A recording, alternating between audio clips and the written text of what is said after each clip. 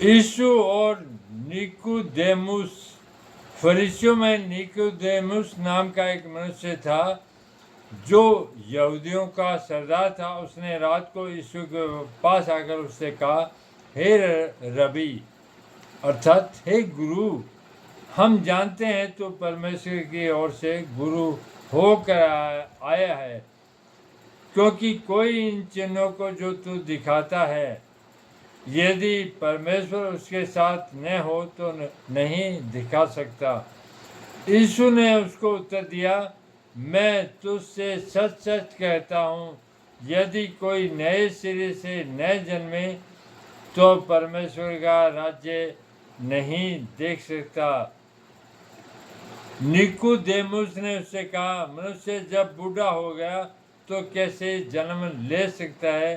क्या वह अपनी माता के गर्भ में दूसरी बार प्रवेश करके जन्म ले सकता है? यीशु ने उत्तर दिया, मैं तुझसे सच सच कहता हूँ, जब तक कोई मनुष्य जल और आत्मा से न जन्मे तो वह परमेश्वर के राज्य में प्रवेश नहीं कर सकता। क्योंकि जो शरीर से जन्मा है वह शरीर है, और जो आत्मा से जन्मा है वह आत्मा है।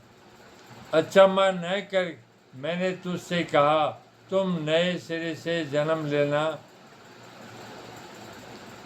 तुझे नए सिरे से जन्म लेना अवश्य है।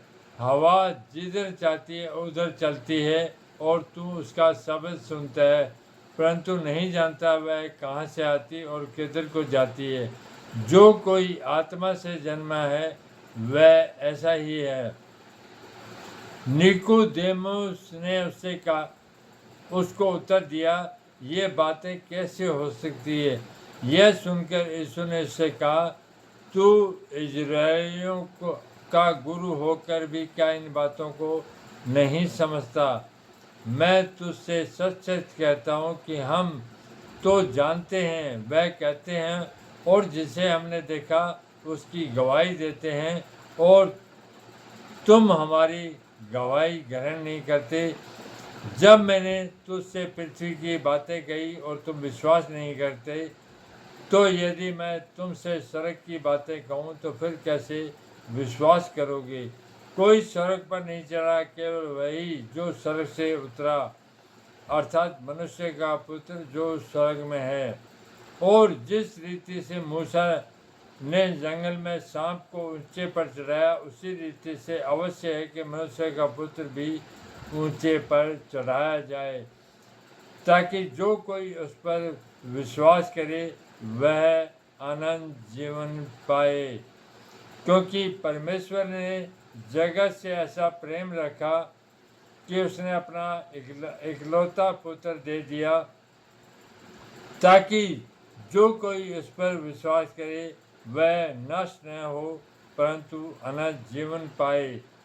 परमेश्वर ने अपने पुत्र को जगत में इसलिए नहीं भेजा कि जगत पर दंड की आज्ञा दे, परंतु इसलिए कि जगत उसके द्वारा उद्धार पाए।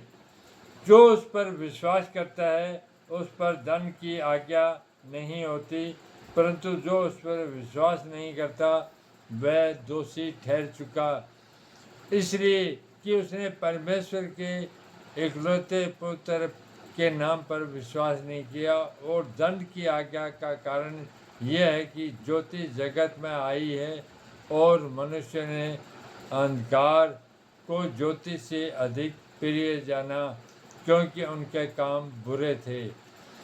क्योंकि जो कोई बुराई करता है वह ज्योति से बैर करता है और ज्योति के निकट नहीं जाता, ऐसा न हो कि उसके कामों पर दोष लगाया जाए। परंतु जो सत्य पर चलता है वह ज्योति के निकट आता है, ताकि उसके काम प्रकट हो कि वह परमेश्वर की ओर से किए गए हैं।